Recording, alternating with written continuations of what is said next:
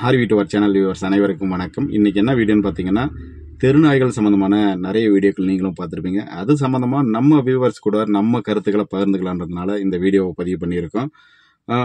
தெருநாய்கள் மட்டுமல்ல, எல்லா உயிரினங்களையும் மனிதர்கள் அடிமைப்படுத்தி இல்லை அதை ஒழிச்சு அப்படி தான் மனிதன் வாழ்ந்துட்டுருக்கான். சுயநலம் பிடித்தவர்கள் தான் மனிதர்கள்னு சொல்லலாம். எந்த உயிர்களுக்கும் எந்த ஒரு தீங்கும் விளைவிக்காமல், அந்த எந்த ஒரு தீங்கும் செய்யாமல் ஒரு மனிதன் வாழ்கிறான்னா கடவுளால் கூட வாழ முடியாது எனக்கு தெரிஞ்சு. ஏன்னா ஏதோ ஒரு விதத்தில் ஏதோ ஒரு இடத்துல நம்ம ஏதோ ஒரு உயிரினத்தை கஷ்டப்படுத்தவே செய்கிறோம். கடவுளாக இருந்தாலும் சோதிக்கிற போது கடவுள் ரொம்ப சோதிக்கிறாரு அப்படின்னு சொல்லிடுறோம். அதனால் நல்லா இருக்கும்போது கடவுள் நல்லா பார்த்துக்கிறாருன்னு சொல்கிறோம். அதனால் இன்பம் துன்பம் இரண்டும் கலந்தது தான் வாழ்க்கை. ஆனால் மனிதர்கள் மற்ற உயிரினங்களை கண்டிப்பாக அதை தன்னுடைய கட்டுப்பாட்டில் வச்சுக்கிறான். அப்படி இல்லைன்னா அதை அழிச்சிட்டு தான் இன்றைக்கி இந்த அளவுக்கு உயர்ந்திருக்கிறான் அப்படின்னு சொல்லலாம்.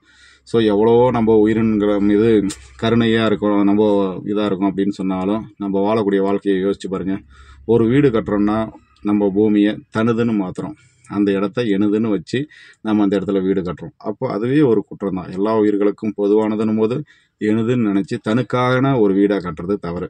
அப்படி பார்க்கலாம். அது மட்டும் இல்லாமல் அந்த இடத்துல வீடு கட்டும் பொழுது இருக்கக்கூடிய மரங்களை வெட்டுறோம். அது மட்டும் இல்லாமல் அந்த இடத்துல வாழ்ந்துட்டு இருக்கிற உயிர்களை பல கண்ணுக்கு தெரியாமல் மண்ணுக்குள் வாழ்ந்துட்டு இருக்கிற பல உயிர்கள் இறக்கவும் செய்யுது. நம்ம நல்லவர்கள், எந்த உயிர்களுக்கும் தீங்கு செய்யாதவர்கள் மனிதர்கள் அப்படின்னு யாராலையும் சொல்ல முடியாது. பொதுவாகவே எல்லா உயிரினங்களையும் நம்ம முடிஞ்ச அளவுக்கு கட்டுப்பாட்டில் வைக்க முயற்சி பண்ணுறோம். அது நம்மளை கட்டுப்படுத்துகிறோம் அப்படின்னு நினச்சா நம்ம அதை அழிச்சிடுறோம். இதுதான் செஞ்சிட்ருக்கோம்.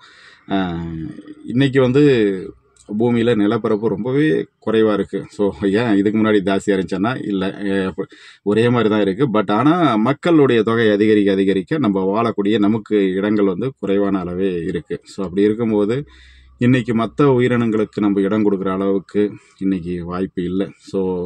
யாருக்கும் அன்பு இல்லைன்னு சொல்லலை. எல்லா உயிர்களிடத்துலையும் எல்லாருக்கும் அன்பு இருக்குது. ஆனால் நம்ம அதை தாண்டி மனிதனாக வாழணும்னு நினச்சா எந்த எல்லா உயிர்களோடு சேர்ந்து வாழ்கிற மாதிரி வாழ்க்கையை நம்ம வாழலை. காட்டுக்குள்ளே எல்லா உயிர்களும் அதாவது வாழும், அங்கங்கே வாழ்ந்துட்டுருக்கோம். இது துரத்தும் போது ஏன்னா கடவுளுடைய படைப்பே யாருக்கும் தீங்கு செய்யாமல் வாழ்கிறதுக்காக கடவுள் படைச்ச மாதிரி தெரியல. ஒன்று அழித்து வாழக்கூடிய வாழ்க்கையாக தான் இருக்குது. இது என்ன சொல்கிறதுன்னு தெரியல. ஏன்னா கடவுளுடைய படைப்பு அப்படி தான் இருக்குது. எந்த இடத்துலையும் எந்த உயிர்களையும் நம்ம தீங்கு செய்யாமல் வாழ்கிற மாதிரி கடவுள் படைக்கலை. அப்படி இருக்கும்போது நம்மளே நினச்சாலும் வாழ முடியாது. அப்படி சொல்லலாம், அனைத்து உயிர்கள் மீதும் கருணை கொண்டவர்கள் இது தவறு அது தவறு இப்படி சட்டம் இட்டு தான் இருக்கணும். மனிதர்கள் இயற்றக்கூடிய சட்டம் முதல்ல மனிதர்களுக்கு உதவக்கூடிய சட்டமாக இருக்கணும். அதுக்காக கருணையே இல்லாமல் பேசுகிறாங்கன்றதெல்லாம் கிடையாது. எல்லா உயிர்கள் மீதும் நமக்கும் அன்பு இருக்குது. யாருக்கும் அன்பு இல்லாமல் இல்லை. புலிக்குட்டியாக இருந்தாலையும் பூனைக்குட்டியாக இருந்தாலையும் நம்ம வளர்க்கும் போது நம்ம அது மீது அனுபவிப்போம். ஆனால் அதுவே நம்மளை கடிக்கும் போது நம்ம அது மீது அனுபவிக்க முடியாது. இன்னொரு உதாரணம் சொல்லணும்னா, நம்ம குழந்தை இல்லாத ஒரு இருக்காங்கன்னு வச்சுங்க. அவங்க எல்லா குழந்தைகளிடத்துலையும் அன்பு காட்டுவாங்க. ஆனால் அதுவே ஒரு குழந்தை இருக்கக்கூடிய ஒரு பெற்றோர்கள் மற்ற குழந்தைகளை தன் குழந்தைக்கு ஈக்குவலாக நடத்துவாங்களான்னு பார்த்தீங்கன்னா 99% வாய்ப்பு குறைவுன்னு சொல்லுவாங்க. ஏன்னா 1% எங்கன்னா கூட இருக்கலாம். பட் ஆனால் 99% வாய்ப்புகள் குறைவுன்னே சொல்லலாம். ஏன்னா தன் குழந்தை தான் வசதி, தன் குழந்தை செய்கிறது தான் சரி அப்படின்னு பேசக்கூடிய சுயநலம் கொண்ட மனிதர்கள் தான். முடிஞ்ச வரைக்கும் தான் செய்யக்கூடிய செயல்கள் சிறந்தது, சரியானது அப்படின்னு தான் எல்லாருமே நம்ம சொல்லிகிட்ருப்போம். ஆனால் இன்றைக்கி இருக்கக்கூடிய சூழ்நிலையில் நம்ம நாய்கள் சம்மந்தமாக பார்க்கும்போது நிறைய நாய்கள் வளர்க்கும் போது அதனுடைய சுட்டித்தனம், அதனுடைய அன்பு, அது நம்மக்கிட்ட பழகும் விதம் குடும்பத்தில் ஒருத்தரை தான் பழகுது. பட் ஆனால் இன்றைக்கி குடும்பத்தில் ஒருத்தர் என்னும்போது நம்ம குழந்தையா இல்லை நாயா ரெண்டில் ஒன்று சூஸ் பண்ணுங்கன்னு சொல்லும் போது யாராக இருந்தாலும் நம்ம குழந்தைய தான் முதல்ல சூஸ் பண்ணுவோம். எனக்கு குழந்தையே வேணாம், நாய் தான் வேணுன்ற வார்த்தைக்காக சொல்லலாமே தவிர என்னமோ சொல்லுவாங்க, இன்றைக்கி நான் பட்னி கிடக்கிறேன்னு சொல்லிட்டு சாப்பாட்டுக்கே வழி இல்லாதவன் சொல்கிறது பட்னி கிடையாது. அதே மாதிரி நான் இன்னும் உதாரணங்கள் சொல்லலாம், பல உதாரணங்கள். உண்மையா பொய்யான்னு மனிதன், அதுதான் புலித்தோல் போத்திய பசுவாகவும் மனிதன் வாழ்கிறான், பசுதோல் போத்திய புலியாகவும் மனுஷன் பல வேடங்கள். இன்னைக்கு படத்தில் நடிக்கிற படம் மட்டும் இல்லை, வாழ்க்கையில் உலகமே ஒரு நாடக மேடை அப்படின்னு சொல்லுவாங்க. அந்த மாதிரி இன்னைக்கு எல்லாருமே ஒரு நடிகனாக வாழ்ந்துட்டுருக்கோம். இதை தாண்டி இன்றைக்கி நம்ம இந்த நாய்கள் சம்மந்தமாக நம்மளுடைய கருத்துக்கள் என்னன்னு பார்த்தீங்கன்னா, சட்டம் மனிதனுக்காக இயற்றப்பட்டது. மனிதன் இதுக்கு முன்னாடி இருக்கும்போது வந்து நாயினுடைய தேவை இருந்தது மனிதனுக்கு. ஒரு ஆடு மாடு வளர்க்குறவங்களுக்கு ஒரு காட்டுக்குள்ளே போகிறாங்கன்னா நமக்கு ஒரு கூட வந்து காவலுக்கு துணைக்கு நாய் வந்து தேவைப்பட்டது. ஸோ அப்போ வந்து வளர்த்துட்டு இருந்தோம். ஆனால் இன்றைக்கி நகரமயமாக மாறிட்டு இருக்கிறதுனால நாயினுடைய தேவை இருக்கான்னு பார்த்தீங்கன்னா கிடையாது. ஸோ கிராமங்களில் இருக்கிறவங்க வளர்த்துட்டு இருக்கலாம், ஒன்றும் பிரச்சனை இல்லை, அவங்களுக்கு இன்றைக்கும் தேவை இருக்குது. ஆனால் நகர்ப்புறமாக மாற மாற மாற நமக்கு நாய்களுடைய தேவை வந்து அவசியம் இல்லை. அது வந்து என்ன சொல்கிறது, ஒரு ஒரு பொருளாக தான் இன்றைக்கி ஆகிப்போச்சு. சும்மா ஜஸ்ட் ஒரு என்கிட்ட நாய் இருக்குன்னு காட்டிக்கிறதுக்காகவே வளர்க்குற ஒரு செயலாக மாறி போச்சு. ஸோ அது வந்து அவசியம் இல்லாத ஒன்று. இன்றைக்கி குழந்தைகளையவே ஒழுங்காக வளர்க்காமல் அவங்கவுங்க சண்டை அடிச்சுட்டு டைவர்ஸ் வாங்கிட்டு ஓடிடுற ஒரு உலகம். ஸோ அப்படி இருக்கும்போது அதில் இல்லாமல் தெரு நாய்க்கு சோறு வைக்கிறேன்னு சொல்லிட்டு தான் நல்லவங்கன்னு காட்டிக்கிறாங்க. ஆனால் எல்லாரும் வந்து ஒரு வேளை சோறு வச்சு அந்த தெரு நாய் வாழ்ந்துருமா அப்படின்னு யோசிக்கிறதில்ல. அதே மாதிரி அது செய்யக்கூடிய தவறுகளுக்கு பொறுப்பேற்றுக்குங்க அப்படின்னு சொன்னால் யாரும் ஏற்றுக்கிறதில்ல. ஸோ நான் கருணை கூர்ந்தவன் அப்படின்ற போது அதுக்கான தண்டனையும் நான் ஏற்றுக்க தயார். அது செய்கிற செயல்கள் எல்லாம் நல்லது தான், நான் அது செய்யக்கூடிய தவறுகளுக்கு நான் பொறுப்பு அப்படின்னு யாரும் முன் வர்றதில்ல. இன்னும் உதாரணமாக சொல்ல போனீங்கன்னா, இந்த என்னது விலங்கு நல ஆர்வலர்கள்கிட்ட கூட சொல்லிக்கிறேன். ஸோ நீங்கள் நகரத்தில் வாழவே கூடாது. ஆக்சுவலாக வந்து ஏன் இது இந்த வார்த்தையை நான் சொல்கிறேன்னு பார்த்தீங்கன்னா, உங்களுக்கான அன்பு கூர்ந்த உயிரினங்கள் அதிகமாக காட்டோரங்களில் இருக்குது. ஸோ அப்படி இருக்கும்போது நீங்கள் வந்து காட்டோரங்களில் போயிட்டு வாழ்ந்தீங்கன்னா, ஸோ அது மீது அதிகமாக அன்பு செலுத்துறதுக்கு உங்களுக்கு நிறைய வாய்ப்புகள் கிடைக்கும். ஸோ அதாவது ஒரு நகரத்துக்கு வந்துட்டு அங்கே அந்த இடத்துல இருந்து எனக்கு வந்து உயிர்கள் பிடிக்கும், இந்த உயிர் பிடிக்கும், சிங்கம் பிடிக்கும், புலி பிடிக்கும், கரடி பிடிக்கும்னு நம்ம ஒரு பேப்பரில் ஏட்டு சுரக்காயாக கதை சொல்லிட்டு நம்ம ஒரு இதாக பண்ணிட்டு இல்லாமல் சட்டமே எனக்கு தெரிஞ்சு ஏற்றணும். என்ன சொல்கிறது, சட்டங்கள் பொதுவாக இருக்கலாமா தவிர நிரந்தரமாக இருக்கணுன்றதெல்லாம் என்னுடைய கருத்து கிடையாது. நாளுக்கு மாற்றம் அடையணும். இன்னைக்கு காலப்போக்கில் மாற்றம் அடைய அதுக்கு தகுந்த மாதிரி வந்து சட்டங்களும் மாற்றம் அடையணும். நிறைய சட்டங்கள் வந்து மாற்றப்பட வேண்டிய சூழ்நிலையில் தான் இருக்குன்னு நான் நினைக்கிறேன். ஸோ அது அது அது அது ஒரு பெரிய டைட்டிலில் கூட போகும். ஸோ இப்போதைக்கு வந்து சுருக்கமாக சொல்லணும்னு பார்த்தீங்கன்னா, இவங்க ஏன் காட்டோரத்தில் இருக்கணும்னு சொல்கிறீங்கன்னா, அவங்க காட்டோரத்தில் வாழும்போது அது மீது அவங்க அன்பு செலுத்தி அதை பார்த்துக்குவாங்க. ஸோ அதனால் அவங்க அங்கே இருக்கிறது சரியாக இருக்கும். ஏன்னா நகரத்தில் இருக்கிறது வந்து சரி வராது அப்படின்றது என்னுடைய கருத்து. ஒருவேளை அந்த இடத்துல இருக்கும்போது அதனுடைய தாக்குதலும் அதனுடைய அதீத அன்பும் இவங்களால ஒருவேளை இப்போ என்ன சொல்கிறது, காட்டோரங்களை இவங்களை அடிச்சிருச்சு, புலி இவங்களை கொண்டுருச்சு, அவங்க வளர்த்த ஆடு மாடுகளை கொண்டுருச்சு அப்படின்னும் போது அவங்களும் அந்த காட்டோரத்தில் அவங்க இயற்கை வாழ்க்கையை அவங்க வாழும்போது, ஒரு ஆடு மாடு வளர்க்குறதும் ஒரு அன்பு செலுத்துகிற விதம் தானே.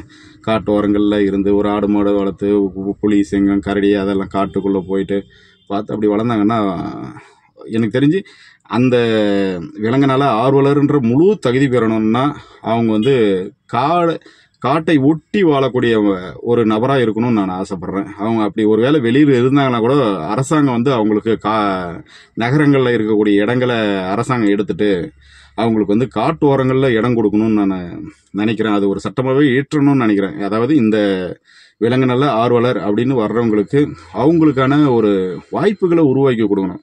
ஸோ அவங்க தானே பார்த்துக்கணும்னு நினைக்கிறாங்க. அப்போ அந்த இடத்துல சாதாரண ஒரு மக்கள், ஏழ்மையான மக்கள் வந்து வாழ வழி இல்லாமல் எங்கே நகர்ப்புறத்தை நோக்கி ஒரு நகரங்களில் இருக்கக்கூடிய இடத்தை வாங்குறது கூட முடியாமல் கஷ்டப்பட்டு இருக்கிறவங்களுக்கு நகரத்தில் இடத்த கொடுத்துட்டு, ஸோ இந்த மாதிரி விலங்கு நல ஆர்வலர்களுக்கு காட்டில் இடம் கொடுத்துட்டா ரொம்ப சிறப்பாக இருக்கும்னு நினைக்கிறேன். அப்படி இருந்தால் நல்லா இருக்கும். அது மட்டும் இல்லாமல் சட்டம் இயற்ற பிறகு எல்லாமே நமக்கு வந்து எல்லாமே பொதுவாக வந்து எல்லா பிரச்சனையும் சால்வ் ஆகிடுதான்னு பார்த்தீங்கன்னா, நிறைய இடங்களில் குற்றம் நடந்துகிட்டே தான் இருக்குது. சட்டம் இருந்தும் குற்றம் எப்படி நடக்குதுன்னு பார்த்தீங்கன்னா, எல்லாமே காவல்துறையின் முன்னாடி மட்டுமே தான் நம்ம பயப்படுறோமே தவிர மற்ற இடங்களில் பயப்படுறதில்ல. ஆனால் யாருக்கு தீங்கு செய்கிறோம்? காவல்துறைக்கே கிடையாது, மக்களுக்கு தான் தீங்கு செய்கிறாங்க. ஆனால் தீங்கு யாருக்கு செய்கிறோமோ அவங்கள கண்டு பயப்படுறதில்ல, சட்டத்தை கண்டு மட்டும் தான் பயப்படுறோம். ஆனால் எனக்கு தெரிஞ்சு யார் தவறு செஞ்சாலும் அவங்களுடைய தவறை வந்து தட்டி கேட்குற முழு அதிகாரம் எல்லா மக்கள்கிட்டையும் இருக்கணும். எப்படி நான் தட்டி கேட்டேன்னு எப்படி மக்கள் பயப்படுவாங்க அப்படின்னு நீங்கள் சொல்லலாம். இன்றைக்கி எல்லார் கையிலையும் வந்து கேமரா வந்துருச்சு. ஸோ எல்லார் கையிலையும் ஒருத்தர் செய்யக்கூடிய செயல்களை நிரூபிக்கக்கூடிய அளவில் தங்கிட்ட எல்லாருமே மொபைல் அதிகபட்சமாக வச்சுட்டு இருக்காங்க. 99% எல்லாருமே மொபைல் வச்சுட்டு இருக்காங்க. அப்படி இருக்கும்போது ஒரு சாலையில் ஒருத்தன் வேகமாக போகிறானா கூட அவனை பதிவு பண்ணிட்டு நம்ம அரசாங்கம் வந்து அது ஒரு தனி ஒரு நிர்வாகத்தையும் துறையை உருவாக்கிடலாம். எல்லா குற்றங்களையும் ஒரு இடத்துக்கு மக்களுக்கு தெரியாது இது எந்த துறையை சார்ந்த குற்றம், அது எந்த துறையை சார்ந்த குற்றம்னு தெரியாது. மொத்தம் குற்றமா அனுப்பிச்சிருங்க. மொத்தம் ஒரு அரசாங்கம் வந்து ஒரு எண்ணை கொடுத்துட்டு ஸோ இந்த எண்ணுக்கு அனுப்புங்க அப்படின்னு சொல்லிட்டா போதும். குற்றத்தை எடுத்து அனுப்பிச்சிட்டா அவங்க கிட்ட வாங்கக்கூடிய அபராதத்தில் 50% அந்த குற்றத்தை அரசாங்கத்தினுடைய பார்வைக்கு கொண்டு வந்தவங்களுக்கு கொடுக்கலாம். ஸோ அதுக்கும் மேலே வந்து உயிருக்கு அச்சுறுத்தல் மாதிரி பெரிய பிரச்சனையாக இருந்தால் அரசாங்கம் வந்து மெயினாக வந்து இந்த மாதிரி குற்றத்தை யார் சொல்கிறாங்கன்ற விஷயத்த அங்கே தெரிவிக்காத அதிகாரிகளாக இருக்கணும். ஒருவேளை அவங்க தெரிவித்தாங்கன்னா அவங்களுக்கு மிகப்பெரிய குற்றம் கொடுக்கணும், அதுக்கு தண்டனை கொடுக்கணும். அந்த மாதிரி கொடுத்தா தான் சரி வரும். ஸோ அது மாதிரி வந்து நிறைய பிரச்சனைகள் வந்து நிறைய இடங்களில் இதுபோல், அதாவது மக்களே வந்து அந்த குற்றத்தை வந்து ஒரு அரசு எண்ணுக்கு கொடுக்கும்போது அது அந்தந்த பிரிவுக்கு இத்தனை நாளைக்குள்ளே வந்து அதுக்கான தீர்வு காணணுன்ற ஒரு சட்டமும் இயற்றணும். ஏன்னா நிறைய இன்னைக்கு வந்து தீர்வுகள் வந்து நீண்ட நாட்கள் கிடைக்காம இருக்கிறதுனால தான் சட்டத்தை இது பண்ணுறதோட விட்டு கொடுத்து போகிறதுக்கு கற்றுக்குறாங்க. சகிப்புத்தன்மையோட மனிதர்கள் இன்னைக்கு வந்து மக்கள்கள் வாழ கற்றுக்குறாங்க. தீர்வுகள் வேகமாக கிடைக்கணும். ஸோ ஒரு உதாரணத்துக்கு சொல்லணும்னா நமக்கு ஒரு பிரச்சனை, ஒரு வக்கீல்கிட்ட போனால் கூட எவ்வளோ ஃபீஸ் கட்டணுன்றது கூட ஒரு நிர்ணயிக்கப்படாத ஒரு பிரச்சனையாக இருக்குது. ஸோ அதனால் என்ன பண்ணுறாங்கன்னா நாம் அந்த பிரச்சனைக்கு தீர்வு எப்படி பண்ணலாம், ஸோ இதுக்கான எவ்வளோ ஃபீஸ் ஆகும், இதுக்கான தீர்வு என்ன கிடைக்கும் அப்படின்னு தெரியாமல் மக்கள் வந்து ரொம்பவே அலைகிறாங்க. அதுக்கு வந்து எல்லா துறைகள்லையுமே வந்து கட்டுப்பாடாக இருக்கணும். இவ்வளோ தான் விலை கட்டுப்பாடு, இவ்வளோ தான் இருக்கணும். ஒரு பள்ளிக்கூடத்தில் எப்படி ஒரு எல்கேஜிக்கு எவ்வளோ ஃபீஸு, யூகேஜிக்கு எவ்வளோ ஃபீஸுன்ற மாதிரி எல்லா துறைகளுக்கும் வந்து சரியான விலை நிர்ணயிக்கப்படணும். அதெல்லாம் வந்து முன்னாடி இருக்கக்கூடிய காலங்கள் வேறு. இப்போ வந்து எல்லாமே செய்ய முடியும். ஆனால் அதை செய்யாமல் இன்னைக்கு ஒவ்வொரு இடத்துலையும் விலையை கேட்டு சுற்றிட்டு இருக்கிறதே மக்களுடைய மிகப்பெரிய வேலையாகி போச்சு. ஸோ ஒரு பொருளுன்னு இருந்தால் விலை வந்து இயல்பாக இருக்கணும். இன்றைக்கி பெட்ரோல் எப்படி அரசாங்கம் எல்லா இடங்கள்லையும் ஓரளவுக்கு இயல்பாக கொடுக்குது, அதுபோல் எல்லா பொருட்களுக்கும் விலை வந்து அரசாங்கம் கட்டுப்படுத்தணும். அதாவது பொதுவான பிரச்சனைகளை சால்வ் பண்ணுறதும் அரசாங்கத்தினுடைய மெயினான கடமை இருக்கணும். அந்த விலையை கட்டுப்படுத்துறதும். அது மட்டும் இல்லாமல் மெயினாக வந்து அந்த மருத்துவம் வந்து தனியார் துறை சார்ந்ததாக இருக்கவே கூடாது என்னை பொறுத்த வரைக்கும். ஏன்னா எந்த ஒரு மனிதனுக்கும் வரக்கூடிய எந்த ஒரு மருத்துவ செலவும் சரி, அது தானாக யாரும் ஏற்படுத்திக்கின ஒரு செலவாக இருக்கிறதில்ல. அதுக்கு பொதுவாக மக்களை சார்ந்த ஒரு பொது பிரச்சனையாக தான் இருக்கும். ஸோ ரோட்டில் போகிறோம், ஆக்சிடெண்ட் ஆகுது, இல்லை யாரோ ஒருத்தர் திட்டிடுறாங்க, தற்கொலை பண்ணிக்கிறாங்க, ஸோ இல்லை ஒரு நோய் பரவுது, அதை மக்கள் வந்து ஒருத்தர் பரவிடுறாங்க. இப்படி தான் நோய்கள் பரவுது, எல்லா பிரச்சனைகளும் இப்படி தான் வருது. அப்போது இவன் தனி ஒரு மனிதனாக வந்து எந்த ஒரு இடத்துலையும் பிரச்சனைக்கு அவன் காரணமாக இருக்கிறதில்ல.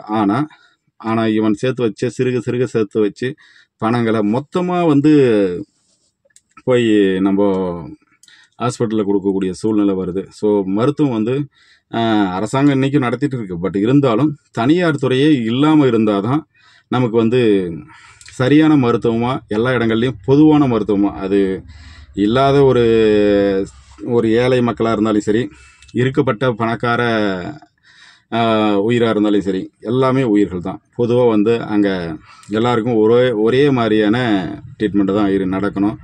ஸோ அதுக்கு எல்லாத்துக்கும் ஒரு பொதுவான ஒரு முறை இருக்கணும்னா இது தனியார் ஹாஸ்பிட்டல் எதுவுமே இல்லாமல் கல்வியை கூட காசு கொடுத்து வாங்கிடலாம். மருத்துவத்தை எந்த இடத்துலையும் ஒரு பைசா கூட யாரும் செலவு பண்ணக்கூடிய சூழ்நிலை இருக்கக்கூடாது. ஏன்னா இன்னைக்கு நிறைய வந்து பிரச்சனைகள் வந்து மருத்துவத்தினால நிறைய மக்கள் வந்து பணத்தை இழந்துடுறாங்க. அதனால் என்னுடைய கருத்து பார்த்திங்கன்னா, மருத்துவம் வந்து பொதுவான முறையாக இருக்கணும். அரசாங்கத்தினுடைய முழு பொறுப்பில் இருக்கக்கூடிய செயலாக இருக்கணும். அதே மாதிரி வந்து இந்த தவறுகள் நடக்கக்கூடிய பிரச்சனைகளை வந்து யாருனாலையும் ஒரு பொதுவான எண்ணை நிர்ணயித்து நம்ம அந்த எண்ணுக்கு வந்து நம்ம அந்த பிரச்சனையை நம்ம வீடியோ பதிவாவோ ஆடியோ பதிவாவோ கொடுத்தோம்னா அதுக்கு வந்து வேகமாகவும் விரைவாகவும் ஒவ்வொரு துறையிலும் இத்தனை நாட்களுக்குள்ள அந்த பிரச்சனை தீர்ப்பாங்கன்ற அறிக்கையை கொடுத்துட்டு அதுக்கப்புறம் அதில் வரக்கூடிய தொகை, அதாவது அபராத தொகையை அரசாங்கத்துக்கு ஒரு 50%ம் அந்த குற்றத்தை கண்டுபிடிக்க உதவிய மக்களுக்கு வந்து அந்த 50% கொடுக்கும்போது நிறைய பேர் வந்து தன் கண் முன்னாடி எந்த ஒரு குற்றத்தையும் நடக்க விட மாட்டாங்க. அட்லீஸ்ட் அதுலேருந்து ஒரு வருமானமாக வருதில்ல, அதே ஒரு பிஸ்னஸாக கூட மாற்றிக்கலாம். இன்றைக்கி அரசியல் எப்படி பிஸ்னஸாக பார்க்குறாங்க, ஸோ ஆனால் அரசியல பிஸ்னஸாக பார்த்து நாடு இன்னைக்கு நல்லா இருக்கா? ஸோ சேவை வந்து செய்யாமல் கெட்டு போச்சு. ஆனால் இது மாதிரி ஒரு சட்டம் இயற்றப்பட்டால், அதாவது எல்லாத்தையும் துறையை வந்து ஒரு கண்ட்ரோலில் இருந்து மக்கள் வந்து அவங்க குற்றத்தை கண் முன்னாடி நடக்கிறத அங்கே கொடுத்து அதில் வரக்கூடிய தொகையை வந்து மக்களுக்கு கொடுக்குற மாதிரி ஒரு சூழ்நிலை வந்தால் குற்றங்கள் வந்து எங்கேயுமே நடக்காது. மக்களை கண்டா மக்களே பயப்படுவோம். தவறு செய்கிறவங்க கண்டிப்பாக எல்லா இடத்துலையும் பயப்படுவோம். ஸோ அந்த மாதிரி நிகழ்வுகள் வரணும்னு எதிர்பார்க்குறேன். சட்டம் வந்து எல்லாருக்கும் பொதுவானதாக தான் இருக்கணுமே தவிர நிலையானதாகவே இருக்கக்கூடாது. ஸோ எவ்வளவோ காலம் ஆயிடுச்சு, எவ்வளவோ பிரச்சனைகள் வந்து மாற்றப்பட வேண்டிய இதாக இருக்குது. இன்னும் உதாரணத்துக்கு சொல்லணும்னா என்ன சொல்கிறது, அனாதை குழந்தைகள் இப்போ ஓரளவு குறைஞ்சிருக்குன்னு நான் நினைக்கிறேன். ஆனால் அனாதை ஆசிரமங்கள் அதிகரிச்சுட்டு இருக்கு. அனாதை ஆசிரமங்களும் எனக்கு தெரிஞ்சு அரசாங்கம் தான், தனியார் துறையில் எந்த இடத்துலையும் இருக்கக்கூடாது. இருக்கா இல்லையான்னு கூட எனக்கு தெரியாது. பட் ஆனால் இது ஏன் நடத்தணும்னு சொல்கிறேன்னா, இது அனாதை ஆசிரமம்னு சொல்கிறதில்ல, அரசாங்கத்தினுடைய அப்படின்னு எடுத்துக்கணும் வார்த்தை. அனாதைன்ற இடத்துல அரசாங்கத்தினுடைய குழந்தைகள், அரசாங்கத்தினுடைய பெற்றோர்கள் அப்படின்னு தான் நம்ம அதை பேர் எடுத்துக்கணும். இதில் எனக்கு தெரிஞ்சு அதாவது ஒருத்தர் வந்து குழந்தைகள், அதாவது பசங்க இருந்தும் ஒரு சொத்தை வந்து எல்லாத்தையும் கொடுத்துட்டு பிறகு ஒருத்தர் அனாதை ஆசிரமத்துக்கு வராங்கன்னா அந்த சொத்து முழுவதுமாக அவங்க சம்பாரித்து, இதுக்கு முன்னாடி பூர்வீக சொத்தாக இருந்தால் கூட சரி. ஏன்னா இப்போ நான் சம்பாதிக்கிறேன்னா என் பிள்ளைக்காக தான் சம்பாதிக்கிறேன் ஃபஸ்ட்டு, அதுக்கப்புறமா தான் பேரன். என் பிள்ளைய நடுத்தருவில் விட்டு என் பேரன் நல்லாக்கிறான்னா எனக்கு அப்படியேப்பட்டது. என் சொத்து என் பேரனுக்கு போக வேண்டிய அவசியமே கிடையாது. அதுபோல் பரம்பரை சொத்தாக இருந்தால் கூட சரி, அந்த சொத்து வந்து பசங்க வந்து எடுத்துட்டு அப்பா அம்மாவை நடுத்தருவில் விடுறாங்கன்னா அந்த சூழ்நிலை கண்டிப்பாக மாற்றப்பட வேண்டிய ஒன்று. அந்த சொத்து பூரா அரசாங்கம் எடுத்துட்டு அந்த பெரியவங்களை ரொம்ப நல்லா பார்க் அமைச்சு ஒவ்வொரு டிஸ்ட்ரிக் ஒன்று அமைச்சிருங்க போதும். ரொம்ப அதிகமாக கூட தேவையில்லை. ஒரு டிஸ்ட்ரிக் ஒன்று இது போல் ஆசிரமம் நல்ல ஒரு பெரிய இடமா பிடிச்சி நல்லா பார்க் அமைச்சு அவங்க ரிலாக்ஸாக வாழ்கிறான்ட்டுக்கு இன்னும் ஒன்றும் அவங்க சம்பாதிக்க வேண்டிய அவசியம் எல்லாம் இல்லை. சந்தோஷமாக பேசிட்டு சிரிச்சுட்டு ஒரு பூச்செடி வளர்க்குறது, ஒரு அவங்க விருப்பத்துக்கு தகுந்த மாதிரி ஆடு கூட வளர்க்கட்டும். இடம் நிறைய இருக்குது, அரசாங்க இடம் எவ்வளவோ இருக்குது. ஸோ அந்த மாதிரி அவங்களுக்கு மனசுக்கு நிறைவாக இருக்கிற மாதிரி என்னவோ அதை அமைச்சு கொடுக்க வேண்டியது அரசாங்கத்தினுடைய கடமை. ஆனால் ஒரே ஒன்று, எக்காரணத்தை கொண்டும் அரசாங்கத்துக்கு நஷ்டம் வராத அளவுக்கு இருக்கணும். அரசாங்கன்றது வந்து மக்களால் தான். ஸோ தான் சம்பாரிச்ச சொத்தை தன்னுடைய பிள்ளைகள் அனுபவிக்கிறாங்கன்ட்டு விட்டு கொடுத்துட்டு வந்து ஆசிரமத்தில் உட்கார வேண்டிய ஒரு அது ஒரு என்ன சொல்கிறது, பெற்றோரே எனக்கு இல்லை அவன் சொத்து கூட வச்சுக்கிட்டோம் நான் ஆசிரமத்தில் வந்து சொல்கிறேன்னா கிடையவே கிடையாது. அவங்க வாழ்க்கையில் சம்பாரித்து அனைத்து சொத்துக்கள், அவங்க பசங்க சம்பாரித்த சொத்தாக இருந்தால் அதை விட்டுருங்க. ஸோ அவனோடைய உழைப்பு எதுவுமே தேவையில்லை.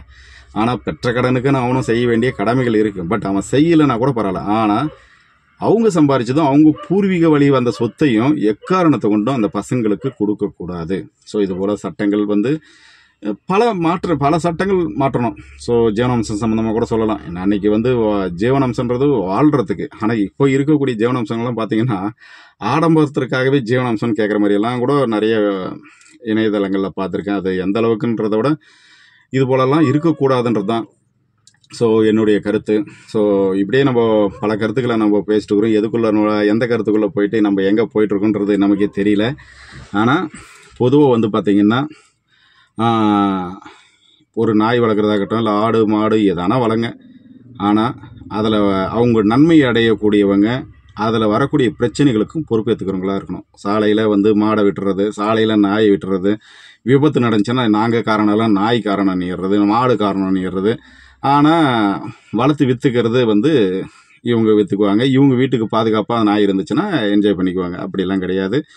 முழு பொறுப்பு எடுத்துக்கணும். முழு பொறுப்பு எடுத்துக்காத எந்த ஒரு இதாக இருந்தாலும் அரசாங்கம் வந்து அதை அரசாங்கம் விரும்புகிற மாதிரி எதுனாலும் செய்யலாம். ஸோ அதை வந்து நான் இப்படி தான் செய்யணுன்றதில்ல. ஏன்னா மனிதன் வந்து சுயநலம் கொண்டவன் தான். இதில் வந்து ஏப்பா உயிர்கள் மீது அக்கறை இல்லாமல் பேசுகிற அப்படின்றதெல்லாம் கிடையாது. சுயநலம் இருக்குது. அந்த சுயநலம் தான் இன்றைக்கி இந்த அளவுக்கு மனிதனை வந்து வாழ வச்சிட்ருக்கு. சுயநலம் இல்லைன்னா ஏற்கனவே சொன்ன மாதிரி அவன் வீட்டுக்குள்ளே வாழக்கூடிய மனிதனாக இருந்திருக்க மாட்டான். அவன் காட்டுக்குள்ளே வாழக்கூடியவனாக தான் இருந்திருப்பான். இன்றைக்கி வந்து எல்லா உயிர்களையும் நேசிக்கலாம், தப்பு கிடையாது. ஆனால் அதுக்கு பொறுப்பேற்றுக்குங்க. நீங்கள் நிறைய உயிர்கள் வளர்த்துருங்க, வளர்த்துட்டு வாங்க, தவறு கிடையாது. ஆனால் அது செய்யக்கூடிய செயல்களுக்கு வந்து முழு பொறுப்பு. ஒரு மனிதன் இன்னொரு மனிதனை வந்து தவறான ஒரு வார்த்தை தவறாக சொன்னால் கூட அது குற்றம்னுது. அந்த வகையில் ஒரு நாய் இன்னொரு வழியில் போகிறோன்னா சும்மா குலைச்சா கூட குற்றம் தான். ஸோ அவனுக்கு அச்சுறுத்தல் ஏற்படுத்துது. ஸோ ஒரு மனிதன் இன்னொரு மனிதனை அச்சுறுத்தினா அது குற்றம் தானே. அதுபோல் வந்து எல்லாத்துக்கும் பொறுப்பெடுத்துங்க. அந்த அளவுக்கு ட்ரைனிங் கொடுத்து வச்சுக்குங்க. ஸோ ட்ரைனிங் கொடுத்து வச்சுக்கங்க. அதுக்கப்புறம் எந்த பிரச்சனையும் கிடையாது. நீங்கள் இப்போது ஒரு எல்லாருமே வந்து எதுக்காக நம்ம வந்து இந்த மாதிரி பிரச்சனைகளை வந்து கோர்ட்டுக்கு கொண்டு வராங்க? அதனால் பாதிக்கப்படுறதுனால தான். எந்த ஒரு பாதிப்பும் இல்லாமல் ஒரு உயிரினத்தை அழிக்கணும்னு எப்பயுமே மனிதன் வந்து நினச்சதும் கிடையாது, நினைக்க போகிறதும் கிடையாது. ஸோ அதனால் நம்ம என்ன சொல்கிறோன்னு பார்த்தீங்கன்னா, பொதுவாகவே உயிர்களை வந்து நம்ம எல்லாரும் நேசிக்கக்கூடியவங்க தான். ஆனால் என்னதான் நம்ம நேசித்தாலும் தான் சுயநலம் அந்த இடத்துல வந்து இருக்கும்போது மனிதன் மற்ற உயிரினங்களை நேசிக்கிறது குறைச்சிக்கவே செய்வான். எவ்வளோ மனிதனை விலங்குநல ஆர்வலராக இருந்தாலும் சரி, மற்ற உயிர்களை நேசிக்கக்கூடியவங்களாக இருந்தாலும் சரி, அந்த இடத்துல தன் உயிரா அதனுடைய உயிரா அப்படின்னு பார்க்கும்போது, உதாரணத்துக்கு என்ன சொல்கிறது, நாய் கறி கூட தான் சாப்பிடுது. எனக்கு பசியோடு இருக்கா, ஏதோ என் கையை கூட கடிச்சு சாப்பிடுன்னு யாரும் கொடுக்க போகிறதில்லையே. ஸோ அதுபோல் நீ ஒரு வேளை உணவை கொடுத்துட்டு அது எல்லா நேரமும் பசி இல்லாமல் இருக்குன்னு சொல்கிறதும் வந்து ஏற்றுக்கக்கூடிய விஷயமா? ஸோ அதனால் அன்பு வச்சுக்கிறவங்க தானே. உங்களுடைய எத்தனை பேர் வந்து தங்கிட்ட இருக்கிற சொத்து பூரா வந்து அந்த உயிர்களுக்காக நான் எழுதி வைக்கிறேன்னு சொல்கிறீங்க. அதே மாதிரி வந்து அதை சாலையில் விடாமல் நான் என்னால் முடிஞ்ச வரைக்கும் வளர்க்குறேன்னு சொல்கிறீங்க. அது மாதிரி இருக்கிறவங்களுக்கு உண்மையிலே ஒரு சல்யூட். ஏன்னா இல்லவே இல்லைன்னு சொல்லலை, ஆனால் இருக்கிறவங்க ரேர். ஆனால் அதிகபட்சம் பேர் வந்து சும்மா பேருக்கு நான் வந்து நல்லவன் என்னது என்ன சொல்லுவாங்க, டாக்டருன்னு பட்டம் போட்டுக்கிறது. அது போல் இன்னும் ஒரு உதாரணத்துக்கு சொல்கிறேன். அது மாதிரி சும்மா பேருக்காக பட்டம் வச்சுக்கின்னு நான் நல்லவன் வல்லவன் பேருக்காக வச்சுக்கின்னு கோட்டீஸ்வரன் பேர் வச்சுக்கின்னு ஏழையாக்கிறதோ, இல்லை பிச்சைக்காரன் பணக்காரன் பேர் வச்சுக்கின்னு பணக்காரனாக்கிறதோ, இதெல்லாம் வந்து ஏற்புடையதில்லை. ஆனால் ரியலாகவே நீங்கள் உண்மையிலே அன்பு வச்சுட்டு இருக்கிறவங்களா இருந்தால் அதை கருணை கூர்ந்து அங்கங்கே இருக்கக்கூடிய உயிர்களுக்கு வந்து என்னென்ன செய்யணுமோ எங்களால் முடிஞ்சதை நாங்கள் செய்கிறோம். கொஞ்சம் அரசாங்கம் எனக்கு அதுக்கு மேலே கொஞ்சம் சப்போர்ட் பண்ணுங்கள். எந்த ஒரு மக்களுக்கும் நாங்கள் தீங்கு விளைவிக்க விரும்பலை. பட் ஆனால் எங்களுக்கு அது வந்து கொடுமைப்படுத்துறது விருப்பம் இல்லை. ஸோ படிப்படியாக அப்படி இது பண்ணுங்கள். அதுக்கு வந்து நாங்கள் இவ்வளோ டொனேஷன் வந்து அரசாங்கத்துக்காக தரோம். ஏன்னா அரசாங்கம் இன்றைக்கி எவ்வளவோ கடனில் இருக்குது. ஸோ மனிதன் வாழ்கிறதுக்கு இன்றைக்கி பல பிரச்சனைகள் இருக்கும்போது விலங்குகளுக்காக எவ்வளோ ஒதுக்குன்னா, அப்போது இன்னும் எவ்வளோ ஒதுக்க வேண்டியதாக இருக்கும். எல்லா உயிர்களுக்கும் ஒதுக்க வேண்டியதாக இருக்கும். ஸோ இந்த உயிர்களுக்கு தான்றதில்லை. ஸோ நிறைய அப்படி சொல்ல போனால் நிறைய உயிர்களுக்கு எல்லாத்துக்குமே நம்ம சம்பாரித்து எல்லா உயிர்களையும் வாழ வைக்கிறதாயிடும். ஆனால் எல்லா உயிர்களையும் கொன்று தான் இன்றைக்கி மனிதன் வந்து இந்த இடத்துக்கு வந்திருக்கிறான். ஸோ அப்படி இருக்கும்போது நாளைக்கு இன்றைக்கி நம்ம எல்லா உயிர்களையும் வாழ வைக்கிறதுக்காக அரசாங்கத்துக்கிட்ட பணம் கேட்கக்கூடாது. நீங்கள் வந்து உயிர்கள் மீது அன்பு வச்சுக்கிறீங்களா? ஸோ உங்களுடைய சொத்துக்களை எவ்வளோ கொடுக்க முடியுமோ, ஸோ அன்பு அதிகமாக இருக்குல்ல, அதிகமாக சொத்து கொடுத்து அந்த உயிர்களை வாழ வைக்கிறதுக்கு ஒரு பொது இடங்களை உருவாக்கி அந்த இடத்துல அதை சந்தோஷமாக இருக்க வைங்க. ஏற்கனவே அது வந்து அந்த கருத்தடையை பண்ணிவிட்டு அதுக்கப்புறம் இனப்பெருக்கத்தை கொஞ்சம் குறைச்சிட்டோம்னா ஆட்டோமேட்டிக்கான்றாங்க. எனக்கு தெரிஞ்சு நீங்கள் இந்த ஸ்டைலுக்காக வளர்க்குற நாய்களெல்லாம் தூக்கி எறிஞ்சிட்டு, ஸோ நம்ம நாட்டு நாய்களை வீட்டுக்குள்ளே வச்சு வளங்க. அது தெருவுக்குள்ளே விடாதீங்க. வீட்டுக்குள்ளே வச்சு அது செய்யக்கூடிய தவறுகளுக்கு முழு பொறுப்பேற்று வளர்த்து வரணும்னு நான் நினைக்கிறேன். ஸோ இதை பற்றின கருத்துக்கள் வியூவர்ஸ் நீங்கள் என்ன நினைக்கிறீங்கன்றதை கமெண்ட் பாக்ஸில் தெரிவிங்க. இது நாய்கள் வேண்டான்னு நான் சொல்லலை. பட் ஆனால் இன்றைக்கி வாழும் உலகம் வந்து இயந்திரமயமாயிடுச்சு. ஸோ இன்னும் சொல்லப்போனால் நிறைய இப்போ என்ன சொல்கிறது, நம்ம இருக்கக்கூடிய இடங்கள்ல ரொம்ப அமைதியாக இருக்கணும்னு நினைப்போம். ஆனால் இன்றைக்கி ஃபேக்ட்ரிகளும் வீடுகளும் ஒரு இடத்துல இருக்குது. சட்டம் வந்து ஃபேக்ட்ரின்னா இந்த பக்கம் தான் இருக்கணும், மக்களுக்கு இடையூறு இல்லாமல் இருக்கணும்னு தான் இருக்குது. ஆனால் எந்த ஒரு அரசாங்கமும் தானாக முன் வந்து மக்கள் வாழக்கூடிய இடங்கள்ல ஏன் இந்த ஃபேக்ட்ரி அமைக்கிறீங்கன்ட்டு அதுக்கு மின்சாரம் கொடுக்கறதையோ இல்லை அந்த இடத்துல நடந்துட்டு இருக்கிறத பார்த்துட்டு தடுக்கிறதுக்கோ எனக்கு தெரிஞ்சு இல்லை. நிறைய இடங்கள்ல வந்து அது அப்படியே இரவு நேரங்களில் கூட ஓசை எழுப்பி மக்களை டிஸ்டர்ப் பண்ணுறக்கூடிய நிறைய இடங்கள்ல நடந்துட்டு தான் இருக்குது. சீர்படுத்தணும், நிறைய சீர்படுத்தணும். அதே மாதிரி மாசு கட்டுப்பாடு, ஒளி கட்டுப்பாடுன்ற மாதிரி ஸோ எவ்வளவோ இருக்குது. ஒரு சிங்கப்பூர்லலாம் பார்த்தோம்னா நான் ஒரு 15 வருஷத்துக்கு முன்னாடியே பார்த்தது வந்து ஒருத்தருடைய இடத்துல இருந்து ஒரு அந்த தண்ணி கழிவு நீர் கூட வந்து குடிநீருக்கு ஈக்குவலாக அவ்வளோ சுத்தமாக வெளியே வரும். ஆனால் இங்கே பார்த்தீங்கன்னா தான் வாழக்கூடிய இடத்துலேருந்து அவன் அள்ளி தெளிக்கிறது எவ்வளோ குப்பையாக இருந்தால் கூட அடுத்த இடத்துக்கு போனால் கேட்கக்கூடாது. என் இடத்துலேருந்து தான் நான் போட்டேன், உன் இடத்துல வந்து நான் போடலையே, அது காற்றுல அடிச்சுன்னு வந்துச்சுன்னு நியாயம் பேசுவோம். காற்றுல வந்தால் அது இயல்பான ஒரு நல்ல விஷயம் மாதிரியே பேசுவாங்க, தவறு செய்யாத மாதிரியே பேசுவாங்க. காற்றுல பறக்கிறதா இருக்கட்டும், எப்படி வந்தாலும் அடுத்தவனுடைய குப்பை இன்னொரு இடத்துக்கு போகிறது தவறு. அதே மாதிரி அடுத்தவனுடைய மக்கள் குடியிருக்கக்கூடிய பகுதியில் கம்பெனிகள் அமைக்கிறது தப்பு. அந்த கம்பெனி அமைக்கிறதுக்கு கரண்ட் கொடுக்கறது, அரசாங்கம் துணை நிற்கிறதுன்னு இல்லை, கரண்ட் கொடுத்துட்டு ஆட்டோமேட்டிக்காக அவன் பாட்டுக்கு அவன் வேலை செய்கிறான். இன்றைக்கி என்ன சொல்கிறது, லைசன்ஸ்ன்றது என்னன்னே தெரியாமல் அவன் பாட்டுக்கு நிறைய பேர் தொழில் செஞ்சுட்ருக்காங்க. பட் ஆனால் எல்லாத்துலேயும் ஒழுங்குமுறை கண்டிப்பாக தேவைப்படுது. நிறைய வந்து நான் ஏற்கனவே சொன்ன மாதிரி விலைவாசியில் ஒழுங்குமுறை தேவைப்படுது. எல்லா இடத்துலையும் விலை கட்டுப்பாடு இருக்கணும். இதுதான் எப்படி ஒரு பெட்ரோலை நீ விலை கட்டுப்பாடோடு வச்சுக்கிறியோ அது மாதிரி எல்லாத்துலேயும் வந்து விலை கட்டுப்பாடு. இப்போது பள்ளிக்கூடங்களெல்லாம் கூட விலையை வந்து இவ்வளோதான்றாங்க. ஆனால் அதுக்கப்புறம் பார்த்தீங்கன்னா வாங்கக்கூடிய ஃபீஸ் வேறையாக இருக்குது. எனக்கு தெரிஞ்சு ஒவ்வொரு இடத்துலையும் அந்த இடத்துல விலைப்பட்டியல் இருக்கணும். அது பள்ளிக்கூடமாக இருந்தாலும் சரி, மருத்துவமனையாக இருந்தாலும் சரி, ஒரு என்ன மாதிரி தொழில் இடமா இருந்தாலும் அந்த இடத்துல விலைப்பட்டியல் இருக்கணும். அந்த விலைப்பட்டியலை மீறி ஒரு வேலை வாங்கினா இந்த இடத்துல கம்ப்ளைண்ட் பண்ணலாம் அப்படின்ற அறிவிப்பு இருக்கணும். அப்போ தான் வந்து அந்த விலைப்பட்டியலை கரெக்டாக ஃபாலோ பண்ணுவாங்க, சரியாகவும் நடக்கும். ஆனால் அதெல்லாம் இல்லாமல் நீங்கள் இப்போ விலைப்பட்டியலை மட்டும் அறிவிச்சுட்டு அதை நீ வச்சா என்ன வைக்கல நான் கண்டுக்காமல் இருந்தால் தவறு. மக்களுடைய பார்வையில் அந்த விலைப்பட்டியல் இருக்கான்றது அரசாங்கம் கண்காணிக்கணும். இப்போ சமீபத்தில் ஒரு அரசு மருத்துவமனைக்கு ஒரு ட்ரீட்மெண்ட்டுக்காக போக வேண்டியதாக இருந்துச்சு. சாதாரண ஒரு செப்பல் திருடு போகுது. ஸோ நம்ம ஒரு ரூபாய்க்கும் கஷ்டப்படுறோம். ஆனால் நம்ம சம்பாரித்த பணத்தை அது எவ்வளோ இருந்தாலும் நாம் செலவழிச்சோம்னா எந்த வருத்தமும் கிடையாது. ஆனால் ஒரு செப்பல் போகிறத அந்த இடத்துல யாரும் பொறுப்பேற்றுக்கிறதுக்கு ஆள் கிடையாது. ஸோ சிசிடிவி கேமரா வச்சுருக்காங்க. ஆனால் கேட்டால் அதுக்கெல்லாம் கூட யாரா பார்ப்பாங்களா, போங்க சார் அப்படின்றாங்க. அதே மாதிரி மருத்துவரை பணி செய்ய விடாமல் தடுத்தா, இல்லை இவங்கள கேள்வி கேட்டால் இந்த குற்றம் அந்த குற்றம்னு அறிவிக்கிறாங்க. அதே இடத்துல மெயினாக இருக்க வேண்டியது மருத்துவர்கள் சரியான முறையில், இது மருத்துவருக்கு மட்டும் இல்லை எல்லா துறைக்கும் சொல்கிறேன், இந்த அதிகாரி இந்த துறை சார்ந்தவர்கள் இவர்களுடைய பணிகளை சரியாக செய்யலைன்னா நீங்கள் இந்த எண்ணிற்கு அவர்களை பற்றி புகார் அளிக்கலாம் அப்படின்னு எல்லா துறையிலும் இருக்கணும். ஸோ வந்து எல்லா இடத்துக்கும் மக்களுக்கான பாதுகாப்பாக இருக்கணும். அதே மாதிரி மக்கள் தவறு செய்யும் பட்சத்தில் அவங்களுக்கான தண்டனைகளை அங்கே எழுதி வைக்கிறதுல தவறு கிடையாது.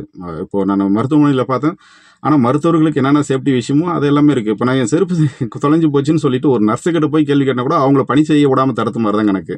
ஸோ நான் யாருக்கிட்ட கேட்கறதுன்னு கூட தெரியாது. ஸோ அந்த மாதிரி வந்து இருக்கக்கூடாது. யாருடைய பணமும் எங்கேயும் வந்து ஒரு ரூபா கூட வீணாகக்கூடாது.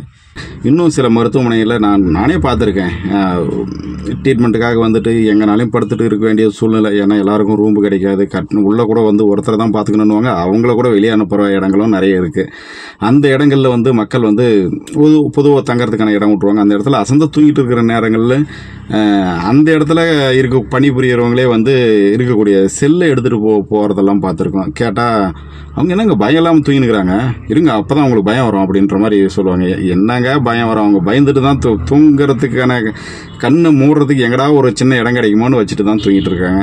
அவங்க என்ன வேணுமனே வெளியே வேசாட்டாக வச்சுருக்காங்க, அவங்க பையில் வச்சுருக்காங்க, பாக்கெட்டில் வச்சுருக்காங்க. அதை வந்து எடுத்துட்டு இவங்க இந்த மாதிரி பேசுகிறாங்க. அந்த இடத்துல வந்து யாருமே அவங்கள எதிர்த்து கேள்வி கேட்கறதுக்கு யாரும் விரும்புறதில்ல.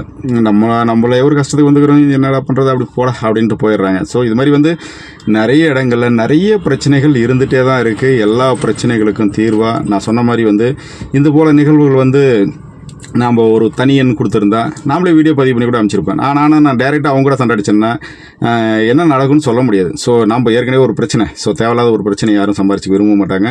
ஆனால் இது போல் இருந்தால் எடுத்து வீடியோவோடு எடுத்து அனுப்பிச்சி விட்டோம்னா அந்த குற்றவாளியும் தண்டிக்கப்படுவாங்க. ஸோ அந்த குற்றத்தை அரசாங்கத்துக்கு காட்டி கொடுத்தனால பரிசும் நமக்கு கிடைக்கும். ஸோ இது போல் வந்து பல மாற்றங்கள் நிகழணும். நான் ஏற்கனவே நிறைய கருத்துக்கள் உங்களோட பகிர்ந்துருக்குன்னு நினைக்கிறேன். ஸோ நிறைய எல்லா கருத்துக்களையும் ஒரு முறைக்கு 2 முறை வீடியோ பாருங்கள். ஸோ நம்ம சொல்லக்கூடிய கருத்துக்கள் எத்தனை பேருக்கு பிடிச்சிருக்கு. ஸோ அரசாங்கமும் வந்து நிறைய விஷயங்களில் வந்து கவனம் செலுத்தணும். என்னது எல்லாருமே நல்லது செய்யணும்னு தான் ஆட்சிக்கு வராங்க. ஆனால் காலப்போக்கில் வந்து என்னவோ அப்படி போகிறாங்க. ஆனால் எனக்கு தெரிஞ்சு நல்ல ஆட்சின்னா மக்கள்கிட்ட கேளுங்க, எல்லாருடைய கருத்துக்களும் கேளுங்க. நீங்கள் என்ன மாதிரி அரசியல் விரும்புகிறீங்க, என்ன மாதிரி நாங்கள் செய்யணும்னு நினைக்கிறீங்க, ஸோ நாங்கள் இப்படி செஞ்சால் உங்களுக்கு பிடிக்குமா அப்படின்னு கேட்டுட்டு எல்லாருடைய கருத்து வாட்ஸ்அப் நம்பர் எவ்வளவோ இருக்குது, ஒரு நம்பரை கொடுங்க. அவங்கவுங்க 1000 கருத்துக்களை கொட்டி தீர்ப்பாங்க. இப்படி இருந்தால் நல்லாயிருக்கும், அப்படி இருந்தால் நல்லாயிருக்கும். அவங்கவுங்களுக்கு திண்ணை பேச்சுக்களை எவ்வளோ இடங்களில் எவ்வளோ கருத்துக்களை நானும் என் ஃப்ரெண்ட்ஸும் கூட 1000 கருத்துக்களை பேசிகிட்டு இருக்கோம். பட் நமக்கு வந்து யூடியூப் தளம் இருக்கிறதுனால இதில் நாங்கள் என்னுடைய கருத்தை வேணால் பகிர்றோம். ஆனால் பகிர முடியாமல் எவ்வளவோ பேர் தங்க மாதிரி கருத்து இருக்கும். பட் ஆனால் எங்கே பேசுகிறதுன்னு தெரியாமல் காத்துட்ருப்பாங்க. ஸோ அதிகாரம் இருப்பவர்களுக்கு சில பேர்கிட்ட இல்லாமல் கூட இருக்கும். ஆனால் அதிகாரமே இல்லாமல் இது நிறைய வச்சுட்டு இருப்பாங்க. பட் அவங்களுக்கு சின்ன இடம் கூட அரசியல்லையோ அவங்க ஒரு இடத்துக்கும் வர முடியாமல் கூட இருப்பாங்க. ஆனால் இதுக்காக நம்ம எல்லாருமே வந்து இது இல்லாதவங்கன்னு சொல்லிட முடியாது. ஏன்னா இது இருக்கிறதுனால தான் இந்த நாட்டை எவ்வளோ வளமாக நிறைந்ததாக மாற்றிருக்காங்க. ஸோ இருந்தாலும் இன்னும் நிறைய மாற்றங்கள் செய்கிறதுக்கு அவங்களுக்கு எதனா அட்வைஸ் பண்ணால் நல்லாயிருக்கும். நம்ம கூட ஒரு சின்ன விஷயம் எதனா ஒரு அட்வைஸ் பண்ணால் நல்லாயிருக்கும். எவ்வளோதான் நமக்கு நாமளே சொன்னாலும் நமக்கு எதனா அட்வைஸ் பண்ணால் நல்லாயிருக்கும் நம்ம எதிர்பார்ப்பேன். அது போல் வந்து அரசாங்கமும் எதிர்பார்க்கும். ஆனால் மக்கள்கிட்ட கேட்கறதா அப்படின்னு ஏதோ ஒரு யூகவா ஒரு என்ன நம்ம அப்படின்ற மாதிரி நினைக்காம, ஸோ மக்கள்கிட்ட கேளுங்க. நிறைய கருத்துக்கள் இருக்கும். அந்த கருத்துப்படி நீங்கள் ஆட்சி பண்ணீங்கன்னா எல்லாருமே நிம்மதியாக இருக்கலாம். அதாவது பேரும் புகழும் நீங்கள் சேவை பண்ணுறதுக்காக தான் அரசாங்கமே வந்து சேவை பண்ணுறதுக்காக தான் அந்த அரசாங்கத்தினுடைய பணிகளுக்கு வரீங்க. சொல்லப்போனால் ஆட்சியாளர்கள் வந்து முழு சேவை. ஸோ இதில் வந்து நிறைய இடங்கள் வந்து அதிகாரிகள் தவறு செய்கிறது வந்து கண்டிப்பாக வந்து மாற்றம் அடைய வைக்கிறதுக்கு நான் சொல்லக்கூடிய அதை தான். அந்தந்த இடத்துல வந்து கண்டிப்பாக வந்து ஒரு அதிகாரிகள் தவறு செஞ்சால் யாருக்கிட்ட கம்ப்ளைண்ட் பண்ணணுன்ற தகவல்கள் இருக்கணும். அதே மாதிரி விலைப்பட்டிகள் எல்லா இடத்துலையும் இருக்கணும். மக்களுக்கு என்ன தேவை, அதே மாதிரி மக்கள் தவறு செஞ்சால் என்ன தண்டனை கிடைக்கும். இப்போ ஒரு இடத்துக்கு நான் ஒரு ஹாஸ்பிட்டலுக்கு போகிறேன்னா அந்த இடத்துல நான் என்ன தவறு செஞ்சால் எனக்கு என்ன தண்டனை கிடைக்கும். அதே மாதிரி எனக்கு ஏற்படக்கூடிய பிரச்சனைகளுக்கு நான் யாரை அணுகணும் அந்த தகவல்கள் இருக்கணும். அந்த இடத்துல ஏமாறாமல் இருக்கிறதுக்கு அது மாதிரி ஒவ்வொரு துறை சார்ந்தும் எல்லா இடங்களையும் தகவல்கள் சரியாக இருந்தாவே நிறைய குற்றங்கள் குறையும். ஸோ அதே மாதிரி வந்து இந்த நாய் சம்மந்தமான திருநாய்கள் சம்மந்தமான விஷயங்களில் என்னுடைய கருத்து என்னென்னா, முடிஞ்ச வரைக்கும் நீங்கள் வளர்க்கக்கூடிய அழகு நாய்களை குறைச்சிட்டு முடிஞ்ச டவுனில் நாயே வளர்க்காதீங்க. எல்லாம் சிசிடிவி கேமரா ஒன்று போட்டால் போதும். எல்லா தெருக்கள்லையும் எல்லாம் வீடியோ ஆதாரத்தோடு பதிவு செய்யப்படுது. ஆனால் அந்த ஆதாரத்தின் அடிப்படையில் தண்டனை கொடுக்கக்கூடிய நிகழ்வுகள் நிறைய வரணும். ஸோ ஏன்னா இன்றைக்கி பொது இடங்களில் வீடியோ எடுத்தால் 3 வருஷம் என்ன சொல்கிறது சிறையில் தள்ளக்கூடிய குற்றம்னு சொல்லக்கூடிய சட்டமும் இருக்குது. அதே மாதிரி அந்த வீடியோ ஆதாரத்தின் அடிப்படையில் தண்டிக்கக்கூடிய நிகழ்வும் நடந்துகிட்ருக்கு. அதெல்லாம் மாற்றப்படணும். பொது இடங்களில் வீடியோ எடுக்கிறது எனக்கு தெரிஞ்சு தவறெல்லாம் கிடையாது. ஆனால் ஒரு டார்கெட் பண்ணி ஏதோ ஒரு மிகப்பெரிய அதாவது ஒருத்தருக்கு இழப்பு ஏற்படுத்துவதற்காக மட்டுமே, அதாவது தனக்கு எந்த இழப்பும் இல்லை, பட் ஆனால் அவனுக்கு இழப்பு ஏற்படுத்தணும் அப்படின்றதுக்கான ஒருத்தருக்கான இழப்பு ஏற்படுத்தணும் ஒரு நோக்கத்துக்காக மட்டுமே ஒருத்தர் வீடியோ எடுத்தாங்கன்னா அது குற்றம்னு சொல்லலாம். ஆனால் தன்னுடைய பாதுகாப்புக்காகவோ தான் ரசித்த இந்த இயற்கையை ரசிப்பதற்காகவோ இல்லை பொதுவான ஏதான ஒரு காட்சிகள் கிடைக்குமான்றதுனால எடுத்துகிட்டு இருக்கிறவங்களெல்லாம் குற்றவாளியாக மாற்றாமல் ஒரு நிறைய சட்டங்கள் மாற்றப்பட்டு குற்றங்கள் குறைக்கப்பட்டு நல்ல ஆட்சிகள் எல்லா மக்களுக்கும் கிடைக்கப்பட்டு எல்லாரும் மகிழ்ச்சியாக வாழணும். முடிஞ்ச வரைக்கும் நகரங்களில் நாய் வளர்க்குறத குறைச்சிக்குங்க. தெருக்களில் விடாதீங்க. நாயாக இருக்கட்டும் எதாக இருக்கட்டும், அது நீங்கள் வளர்க்கக்கூடிய ஆடு மாடாக இருக்கட்டும், அடுத்த தோட்டத்தில் மேய்ச்ச இப்படி கதை ஒவ்வொன்றுத்தும் போயிட்டே இருக்கும். ஸோ ஆடு மாடு மேய்க்கிறவங்க கூட மாடு தானே வாயிலாஜ்யம் தானே மேய்ஞ்சிருச்சு அப்படின்வாங்க. ஆனால் அவன் வளர்க்குறது 1000 பயிரும் உயிரினம் தான். ஸோ நீங்கள் ஒரு மாடு வளர்க்குறதும் உயிரினம் தான். ஸோ அதுக்கப்புறம் அதை அடித்தாங்க பிடிச்சாங்கன்னு எதுவும் வேணாம். நீங்கள் நாய் வளர்த்தாலும் சரி, ஆடு வளர்த்தாலும் சரி, மாடு வளர்த்தாலும் சரி, அது உங்களுக்கான சொத்தாக இருக்குது. நாய் உங்களுக்கு காவலாக இருக்குது. நீங்கள் ஆடு வளர்க்குறதுனா அது உங்களுக்கான பணமாக கிடைக்குது. ஸோ அது மாதிரி எது செஞ்சாலும் அவங்களுக்கான நன்மையாக இருக்கும்போது அதில் ஏற்படக்கூடிய தீமைகளுக்கும் தவறுகளுக்கும் பொறுப்பு எடுத்துக்குங்க. ஸோ அதே முடிஞ்ச அளவுக்கு நகர்ப்புறங்களில் நாயை வளர்க்காமல் கிராமப்புறங்களில் என்ன சொல்கிறது அழகுக்காக நாய் வளர்க்காமல் உங்கள் தேவைக்காக நாயை வளங்க. நம்ம நாட்டு நாய்களை வளங்க. ஸோ இப்படி பேசிகிட்டே இருக்கலாம். போதும்னு நினைக்கிறேன். நம்ம வீடியோவை முடிச்சுக்கலாம். மீண்டும் அடுத்த வீடியோவில் சந்திக்கலாம். நம்ம கட்டுறது கையளவு கல்லாதது உலக அளவு. நான் பேசுனதில் தவறு கூட இருக்கலாம். பட் இருந்தாலும் உங்களில் ஒருவனாக நான் பேசுனதை நினச்சி இதில் இருக்கிற தவறை அன்பாக சுட்டி காட்டுங்க. முடிஞ்ச வரைக்கும் நானும் ஒவ்வொரு இடங்களில் இருக்கக்கூடிய நிகழ்வுகள் எனக்கு தெரிஞ்ச சில கருத்துக்களை எடுத்து தான் நான் பேசியிருக்கேன். நான் யாரும் எதையும் எடுத்துகிட்டு வந்ததில்லைன்ற மாதிரி நான் எதையும் நானாக உருவாக்கினதில்லை. ஸோ இந்த சமுதாயத்திலேருந்து எனக்கு கிடைச்ச அறிவு வச்சுன்னு நான் பேசியிருக்கேன். ஸோ நல்லதா கெட்டதான்றது நீங்கள் கமெண்ட் பாக்ஸில் தெரிவிங்க. எல்லாரும் நன்மையாக நடக்கட்டும். முடிஞ்ச வரைக்கும் மனிதன் சுயநலம் பிடிச்சவன் தான். அதனால் இது சுயநலன்றதோட தனது எனது அப்படின்றது தான். ஸோ அதனால தான் மனிதன் இந்த அளவுக்கு இருக்கிறான். விட்டு கொடுத்துருந்தா இன்றைக்கி இப்படி இருக்க முடியாது. அதனால் மற்ற உயிரினங்களை நம்ம இழிவாக நினைக்கல. பட் ஆனால் நம்ம வாழ்கிறதுக்கு இடம் பிரச்சனையாக இருக்கிறதுனால கொஞ்சம் அனுசரிச்சுங்க. நாயினுடைய அன்பு எனக்கும் தெரியும். நானும் கிராமப்புறத்தை சார்ந்தது தான். நாய், ஆடு, மாடு அதில் இருக்கிற அன்பு குடும்பத்தில் ஒருத்தராக தான் இருக்கும். நம்ம இன்றைக்கும் கிராமங்களில் ஒன்றும் பிரச்சனை கிடையாது. நகரங்களில் கண்டிப்பாக அதனால் இருக்கக்கூடிய பிரச்சனைகளுக்கு நாய் வளர்க்குறவங்க பொறுப்பேற்றுக்குன்னு உங்களுடைய காம்பவுண்டுக்குள்ளே வளர்த்துக்குங்க. அந்த காம்பவுண்டுக்குள்ளே இருக்கும்போதும் சரி, அது வெளியே வரும்போதும் சரி, நீங்கள் வளர்க்கக்கூடிய உயிரினங்கள் செய்யும் தவறுக்கு பொறுப்பேற்றுங்க. ஸோ அரசாங்கத்தினுடைய ஆணைக்கு கட்டுப்பட்டு நான் எல்லாருக்கும் நன்மையாக அமைகிற மாதிரி சட்டங்களுக்கு எல்லாருமே சப்போர்ட் பண்ணுங்கள். தேங்க்யூ, பாய் பாய். மீண்டும் அடுத்த வீடியோவில் சந்திப்போம்.